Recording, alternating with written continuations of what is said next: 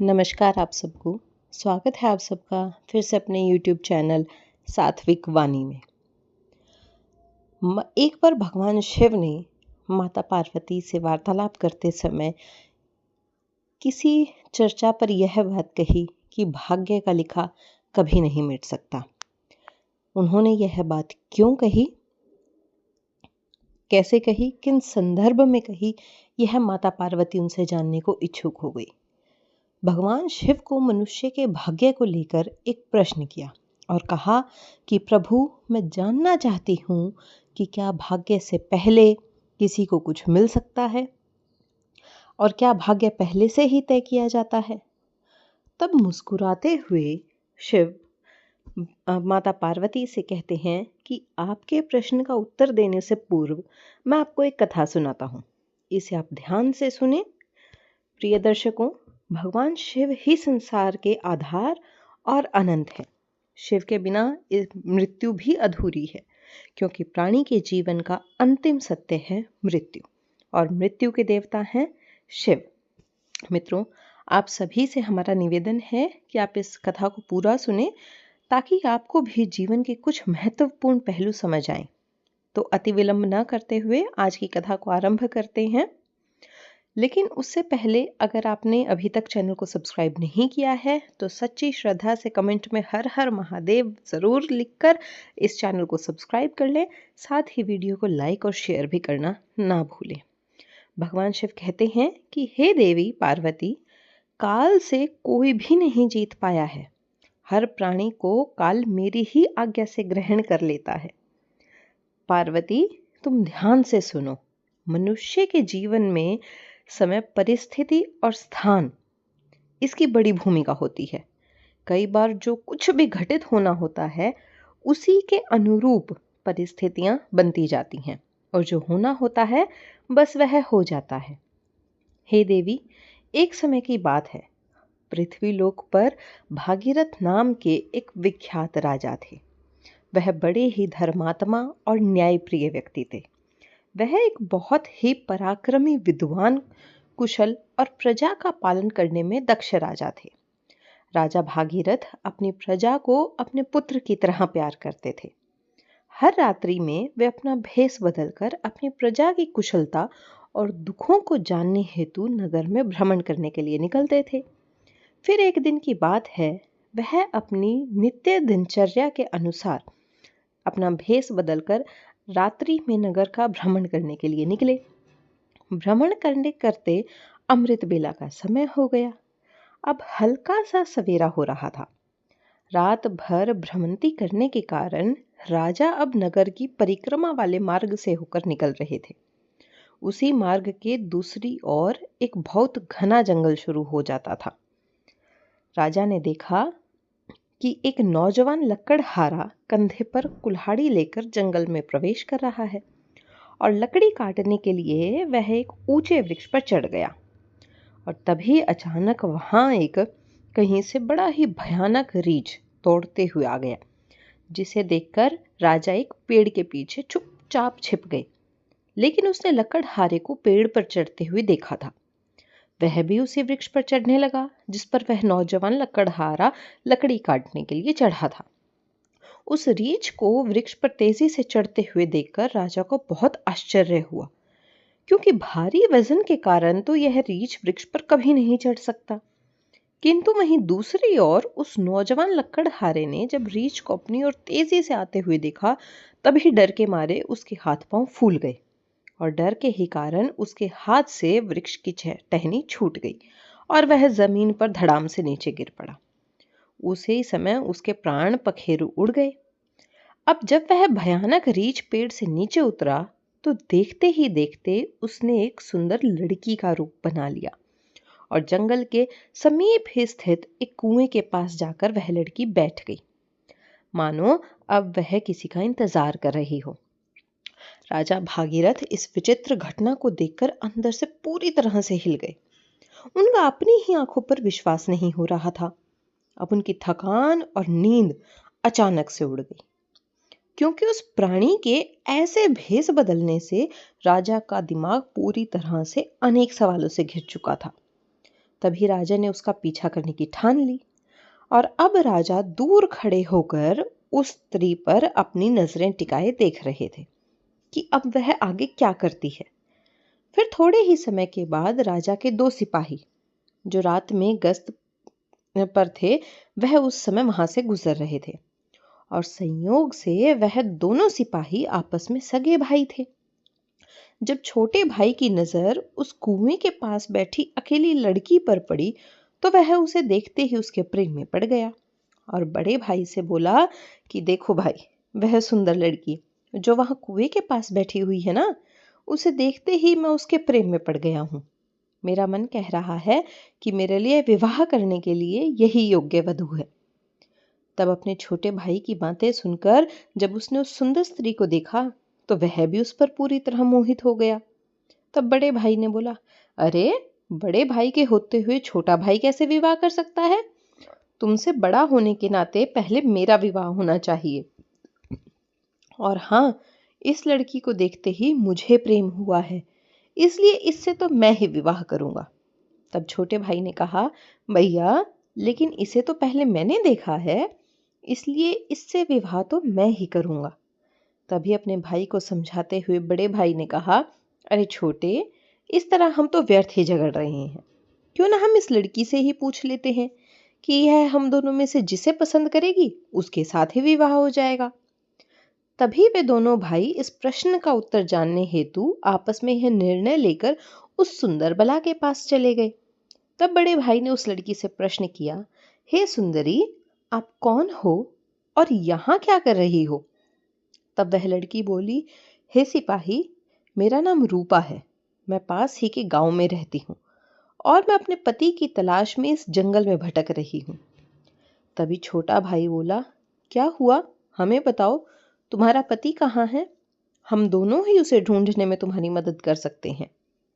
तब सुरीली मंद मुस्कान के साथ शर्माते हुए उस लड़की ने कहा, अजी, अभी तो मैं कुंवारी हूँ और किसी योग्य वर की तलाश में निकली हूँ। मुझे इस संसार में कोई भी ऐसा मेरा इस संसार में कोई भी नहीं है। एक माँ थी, अब वह भी कुछ ही दिनों पहले गुजर गई। तब छोटा भाई बोला, अरे वाह, कितने ही संयोग की बात है कि हम दोनों भाई भी अभी कुंवारे हैं। यदि तुम चाहो तो हम में से किसी एक से विवाह कर सकती हो। तब मुस्कुराते हुए लड़की ने कहा, मुझे तो आप दोनों ही पसंद है, आप ही तय कर लो कि मैं किसके साथ विवाह करूं। तब बड़े भाई ने कहा कि हम दोनों भी इसी उलझन के साथ तुम्हारे पास आए थे, अब क्या करें? तो ठीक है, इसका निर्णय मैं ही करती हूँ। मैं तुम दोनों में से एक से विवाह कर लूंगी, परंतु इसके साथ मेरी एक शर्त है। तब दोनों भाई एक साथ बोले, हमें क्या करना है? तब उस लड़की ने कहा कि तुम दोनों में से जो भी अधिक बहादुर, शक्तिशाली होगा, मैं उसी से विवाह करूंगी।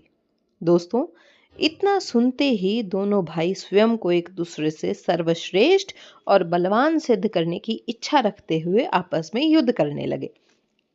लड़ते लड़ते दोनों भाइयों ने अपनी अपनी तलवारें ले ली और तभी छोटे भाई ने बड़े भाई के पेट को चीर डाला और वहीं पलटवार करते हुए बड़े ने भी छोटे का गला काट दिया। इस प्रकार से तड़प तड़प कर उन दोनों भाइयों ने अपने ही हाथों से प्राण गंवा दिए। तभी वह लड़की जोर से हंसने लगी और वहां से उठकर घने जंगल में प्रवेश कर गई। वहीं दूसरी ओर राजा को एक और सदमा लगा कि यह स्त्री ने क्या कर दिया, और मन ही मन सोचते हुए कहते हैं कि यह लड़की छलावा थी। अब यह आगे क्या करेगी, मुझे देखना चाहिए। ऐसा सोचते हुए राजा भी थोड़ी दूरी रखते हुए उस लड़की के पीछे पीछे गुप्त रूप से चलने लगे।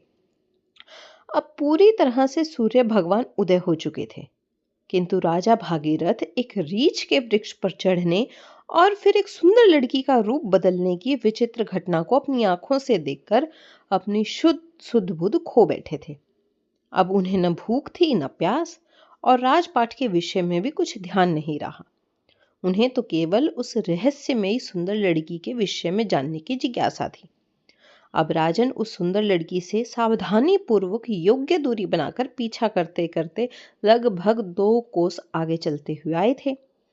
अब राजा के आश्चर्य की सभी सीमाओं को तोड़कर राजा को फिर एक बार हैरान करते हुए देखते ही देखते वह लड़की अब एक स्त्री से जहरीले सांप का रूप धारण कर चुकी थी। वह जहरीला नाग अब बड़ी ही तेजी से आगे बढ़ने लगा। तभी कुछ ही दूर जाने पर आगे एक नदी बह रही थी। तभी वह भयानक जहरीला नाग नदी के किनारे पहुंचकर राजा के देखते ही देखते नदी में कूद गया और नदी के बीच में एक नाव चल रही थी जिसमें 10 से 12 लोग सवार थे। तभी वह सांप उस नाव की तरफ बढ़ने लगा। राजा किनारे पर खड़े होकर यह सब कुछ देख रहे थे। तभी अचानक नाग उस नाव में कूद गया। नाग के नजर पड़ते ही भगदड़ मच गई और सभी लोग अपनी अपनी जान बचाने के लिए उस नाव से पानी में कूद पड़े और भगदड़ के कारण वह नाव भी अचानक पलट गई। अब उसमें से जो लोग तैरना जानते थे वो तो किसी प्रकार नदी से बाहर निकल गए और जो लोग नहीं जानते वह सभी लोग पानी में डूबकर मर गए। दोस्तों, अब थोड़ी ही देर के बाद वह नाग नदी से बाहर निकला और नदी के किनारे से आगे बढ़ने लगा। राजा भागीरथ फिर से उसके पीछे पीछे चलने लगे। तभी कुछ दूर जाकर राजा को एक बार फिर आश्चर्यचकित होना पड़ा क्योंकि उस नाग ने एक बार फिर से अपना मायावी रूप बदल लिया और अब वह एक गरीब वृद्ध ब्राह्मण के रूप में था। तभी राजा ने सोचा, इस रहस्यमय प्राणी के विषय में जानकारी लेने का अब यही उचित समय है, क्योंकि इस समय वह एक भले वृद्ध ब्राह्मण के रूप में है, जिस कारण से अब मुझे इससे खतरा नहीं होगा। अब मैं इसके पास बड़ी ही आसानी से पहुंच सकता हूं। यह सोच राजन बड़ी ही शीघ्रता से उस रहस्यमय ब्राह्मण की ओर बढ़ने लगे तो उसे छलावा और उसकी रहस्यमयी चाल का पीछा कर रहे थे। अब राजा तेज कदमों से चलते चलते उस छलावे के रूप में ब्राह्मण के पास पहुंच गए। उनसे हाथ जोड़कर विनम्र होकर प्रणाम किया। तब उस वृद्ध ब्राह्मण ने भी हाथ उठाकर से अभिवादन स्वीकार किया और उन्हें आशीर्वाद दिया। तभी राजा ने उस ब्राह्मण के समीप पहुंचकर उस ब्राह्मण से प्रश्न किया कि हे ब्राह्मण देव, आप कौन हैं? तब बड़े आश्चर्य के साथ वह ब्राह्मण बोला, क्या आपको दिखाई नहीं देता कि मैं एक ब्राह्मण हूं और एक वैद्य भी हूं और मैं अभी अति शीघ्रता के साथ यहाँ के राजमहल जा रहा हूं क्योंकि यहाँ के राजा के प्राण संकट में हैं और उन्हें एक वैद्य की जरूरत है। उस ब्राह्मण के मुख से ऐसी बातें सुनकर राजन हंसकर रह गए। उनका शरीर दंग रह गए। उनका शरीर पूरी तरह से पसीने से भीग गया। अब उनका धीरज भी टूट गया। यहाँ भगवान शिव कहते हैं कि हे देवी पार्वती, ऐसा क्यों ना हो, क्योंकि हर मनुष्य अपनी मृत्यु से डरता है और जब विशेषतः उसकी मृत्यु इसके सामने खड़े होकर उससे बात कर रही हो। राजन अब बहुत डर गए थे, लेकिन फिर भी उन्होंने अपना आत्मविश्वास दृढ़ करते हुए उस ब्राह्मण से कहा, हे विप्रदेव, आप कुछ तो सच कहें। आपको इस तरह से झूठ बोलना शोभा नहीं देता। इसके बदले में मैं आपको बहुत बड़ा दंड दे सकता हूँ या फिर आपको सूली पर भी चढ़ाया जा सकता है। और हाँ, आपको मैं बताना चाहता हूँ कि यहाँ के राजा मेरे मित्र हैं और उनके प्राण अभी भी सुरक्षित हैं। तब मंद मुस्कान के साथ उस ब्राह्मण ने कहा, मैं सब कुछ जानता हूँ। तुम व्यर्थ में मेरा समय गंवा रहे हो। मैं जो कुछ भी हूँ, तुम्हें इससे क्या लेना देना। तुम अपने बस काम से काम रखो। तब राजा ने अपने आवाज को बढ़ाते हुए कहा, हे ब्राह्मण, आप फिर से असत्य ही बोल रहे हैं। आप झूठ क्यों बोल रहे हैं? आप ब्राह्मण तो नहीं हैं। आप वह नहीं हो जो मुझे नजर आ रहे हो। मैं सारी सच्चाई जाने बिना आपका पीछा नहीं छोड़ सकता। आपको सच्चाई बतानी ही होगी। तब फिर से मंद मुस्कान के साथ ब्राह्मण ने कहा, हे युवक, मैं एक ब्राह्मण ही हूं। आप मुझे जाने दें, अन्यथा यहाँ के राजा की मृत्यु के कारण आप बन जाओगे। इससे आपको बहुत पछतावा होगा। तब ब्राह्मण के मुख से ऐसी बातें सुनकर राजा को क्रोध आ जाता है।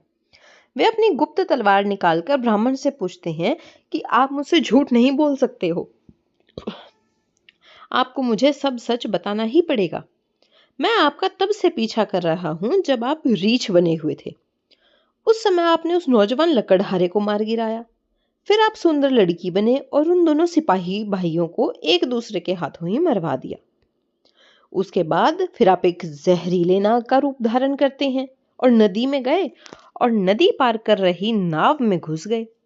तुम्हारी दहशत के कारण नाव में भगदड़ मच गई, जिससे उसमें जितने भी यात्री सवार थे उनकी नाव पलट गई। जो लोग तैरना जानते थे वो तो तैरकर बाहर निकल गए, लेकिन जो नहीं जानते वो मारे गए। और अब आपने वृद्ध ब्राह्मण का रूप धारण किया हुआ है। हे ब्राह्मण, अब सीधी तरह से सच सच बता दो कि आप कौन हो। तब क्रोधित हुए राजा की बात सुनकर वह ब्राह्मण बोला, युवक, यदि मैं ना बताऊं तो तुम क्या कर लोगे? इस तरह की बात सुनकर के राजा ने अपनी तलवार की नोक ब्राह्मण की ओर कर ली और बोले, हे ब्राह्मण, अब तुम परिणाम को भोगने के लिए तैयार हो जाओ, क्योंकि अब तुम्हें कई लोगों की हत्या करने के कारण राज दरबार में पेश करते हुए सूली पर चढ़ाया जाएगा। तुम नहीं जानते हो कि यह सम्राट भगीरथ का राज्य है, जो एक न्यायप्रिय और प्रजा दक्ष राजा है। तुम यहां से जीवित तो वापस नहीं जा सकते हो, इसलिए तुम्हारी इसी में भलाई है कि अपनी असली रूप में आओ और अपनी सच्चाई मुझे बताओ। भगवान शिव कहते हैं कि हे देवी पार्वती, तब राजा की ऐसी बातें सुनकर वह ब्राह्मण जोर जोर से खिलखिलाकर हंसने लगा और बोला, हे राजा, मैं जानता हूं कि यह नगरी सम्राट भागीरथ की है, जो महान प्रतापी राजा है, और यह उन्हीं की राजधानी है। और मैं यह भी जानता हूं कि तुम ही वृद्ध विश्व प्रसिद्ध सम्राट राजा भागीरथ हो। फिर भी तुम एक बात जान लो कि तुम मुझे नहीं मार सकते, बल्कि एक दिन ऐसा आएगा कि मैं ही तुम्हें मरने के लिए विवश कर दूंगा। अब तो राजा के होश ही उड़ गए। ब्राह्मण की इस तरह की बात को सुनकर कि राजा भागीरथ के हाथों से तलवार छूटकर नीचे गिर गई और वे हाथ जोड़कर चुप हो गए और मन ही मन सोचने लगे, जिसने इस भेष में भी मुझे पहचान लिया वह तो कोई साधारण इंसान नहीं हो सकता। तभी राजा विनम्र होकर बोले, हे ब्राह्मण, आपने मुझे पहचान ही लिया है, तो कृपया करके बताएं कि आप वास्तव में कौन हो। तब वह ब्राह्मण बोला, हे राजन, किसी ने सत्य ही कहा है कि संसार के सभी हटों में 4 हट सबसे मुख्य हैं, राजहट, बालहट, त्रियाहट और योग हट।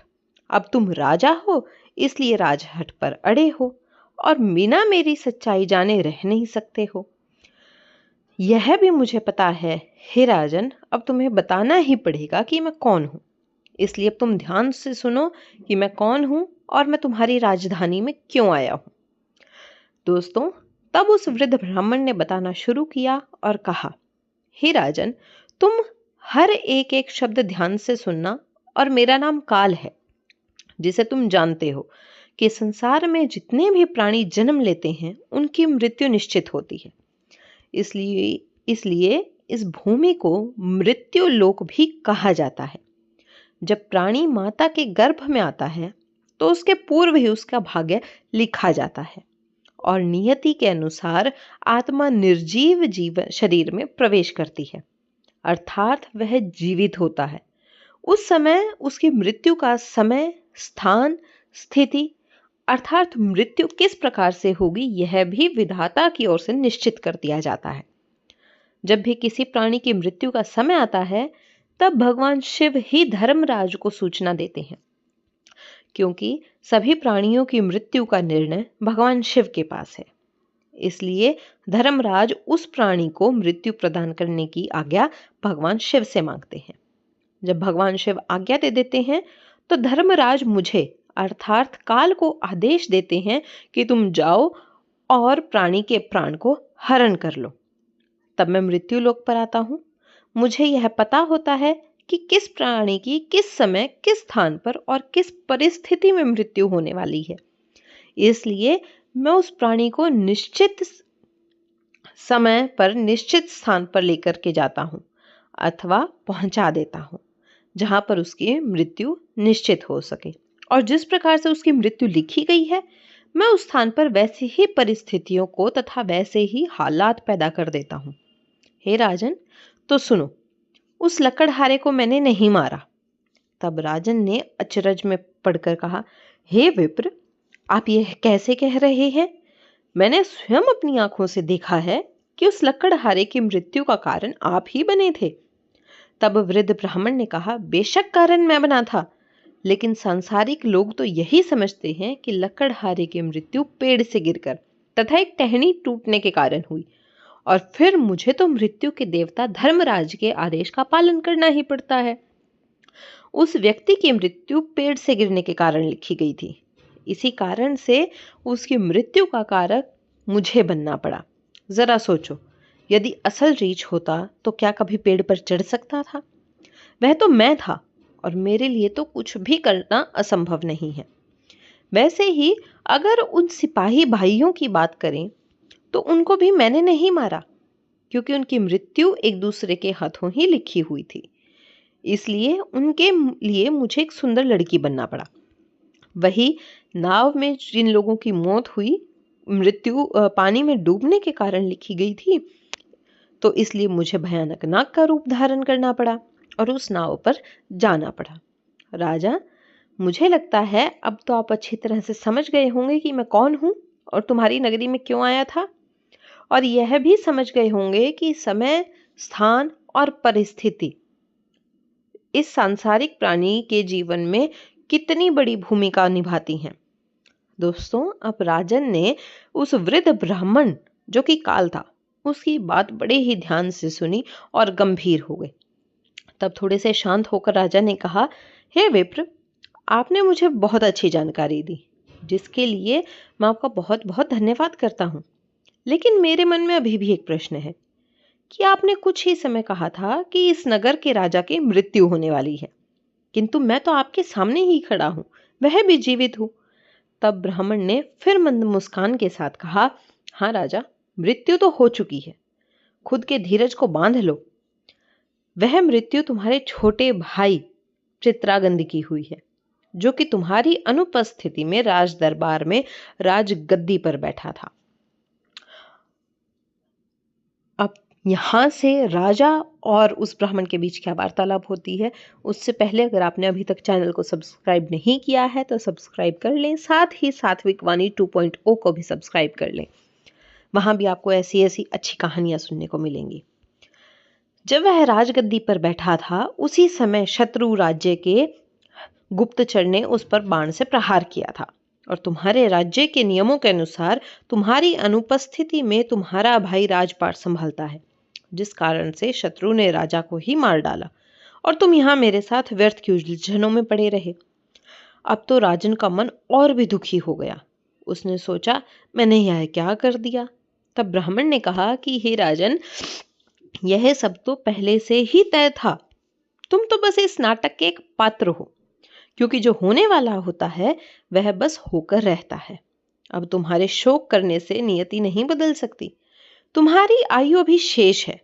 अब तुम वापस जाओ और अपने राजपाट को संभाल लो। दोस्तों, भगवान शिव कहते हैं कि हे देवी पार्वती, राजन भागीरथ बहुत ही दृढ़ इच्छा शक्ति वाले थे और विद्वान भी थे।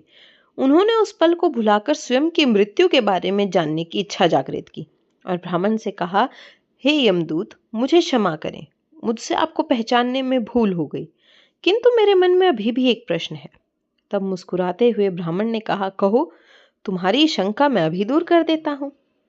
तभी राजा ने गंभीर स्वर में कहा, मैं अपनी मृत्यु के विषय में जानना चाहता हूं। तब यमदूत ने कहा, नहीं, एक सामान्य व्यक्ति के लिए यह बात जब तक गुप्त रहती है तब तक वह इस संसार में विलीन होकर जी सकता है, अन्यथा वह मृत्यु की चिंता पल पल मन और शरीर को मारती है। दोस्तों, लेकिन राजा के घोर हठ के कारण ब्राह्मण ने कहा, हे राजन, जिस प्रकार से तुमने मेरे साथ रहकर अन्य लोगों के और अपने भाई के मौत के बारे में सुनकर भी डटे रहे, और मुझे तुम एक विद्वान पुरुष जान पड़ते हो, इसलिए मैं तुम्हारी मृत्यु के विषय में बताता हूं। हे राजा, तो ध्यान से सुनो। तुम्हारी मृत्यु आज से ठीक 1 वर्ष बाद सूली पर चढ़ाने से होगी, और विशेषतः तुम्हारी मृत्यु इसी नगरी में तुम्हारे राजमहल में ही होगी, और तुम अपनी मृत्यु को खुशी खुशी अपनाओगे। इतना कहकर वह ब्राह्मण एक चील का रूप धारण करके वहां से उड़कर चला जाता है। वहीं दूसरी ओर राजन अपने महल वापस आकर अपने भाई का अंतिम संस्कार करता है और अपने राजपाट को ठीक से संभालने लग जाता है। वह सब कुछ यमदूत के साथ हुई घटना को भूल जाता है और इसी तरह से अगले 6 महीने बीत जाते हैं। तब एक दिन अचानक राजा रात्रि में घबरा कर उठ जाते हैं। उन्हें आने वाली मृत्यु की आहट दिखाई देने लगती है। दोस्तों, भगवान शिव कहते हैं कि हे देवी पार्वती, मनुष्य कितना ही निडर क्यों ना हो, वह अपनी मृत्यु से बचने का कोई ना कोई तो उपाय अवश्य ही ढूंढ लेता है। और राजा ने भी एक तरकीब ढूंढ निकाली। फिर अगली सुबह राज दरबार में राजा ने अपने मंत्रियों से इस विषय में कहा और बताया, हे मंत्रियों, एक भविष्यवाणी के अनुसार आज से ठीक 6 माह बाद मेरी मृत्यु अपने ही राजमहल में सूली पर चढ़ाने से होगी। इसलिए मैं आप सभी से निवेदन करता हूँ, आप लोग कोई योग्य उपाय निकालें। फिर कुछ समय के पश्चात एक महामंत्री ने राजा से कहा, महाराज, यदि हम हमारे राज्य से सभी प्रकार की नुकीली वस्तुएं जैसे कि सूली, भाला, चाकू या जो भी सूली के समान नोक वाली वस्तुएं हैं, उनका बहिष्कार कर देते हैं और उन सभी वस्तुओं को राजनगर से बाहर निकाल देते हैं, तो आपको सूली पर कदापि नहीं चढ़ना पड़ेगा। अपने मंत्री की यह सलाह राजा सहित सभी लोगों को पसंद आती है। वे सब वैसा ही करते हैं। दोस्तों, अब राजन भागीरथ थोड़े शांत हो जाते हैं, किंतु उन्हें फिर भी अपनी मृत्यु का भय लगने लगता है, जिस कारण से अब तो उनकी रातों की नींद उड़ गई। अब वे अपना मन बहलाने के लिए नए नए शौक बनाने लगे।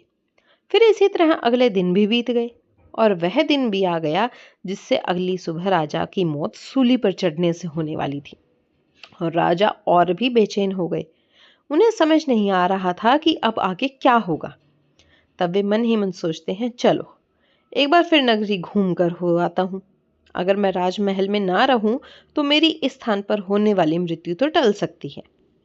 यह विचार करते हुए राजा एक गरीब भिखारी का भेष बनाकर मध्य रात्रि में अपने राजमहल से चुपचाप निकलकर अपने नगरी में घूमने लगते हैं।